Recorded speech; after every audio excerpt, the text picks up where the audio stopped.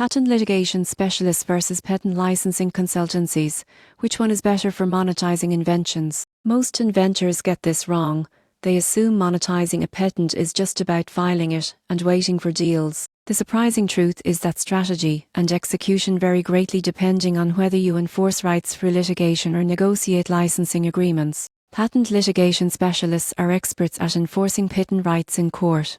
If a competitor is using your invention without permission, these specialists assess infringement, develop legal strategies, and pursue damages or injunctions. For example, a tech startup holding a key software patent can prevent competitors from copying its technology by initiating a targeted litigation strategy, potentially securing significant settlements or royalties. Litigation is high stakes, high cost, but it provides strong legal protection and enforcement power. Patent licensing consultancies, on the other hand, focus on monetization without going to court. They identify potential licensees, negotiate agreements, and help structure royalty streams. For instance, a medical device inventor might license a patent to multiple manufacturers, generating passive income and expanding market reach. This approach avoids costly lawsuits but requires expertise in market analysis, contract negotiation, and compliance. The key difference is enforcement versus strategic monetization. Litigation specialists protect your rights through legal action,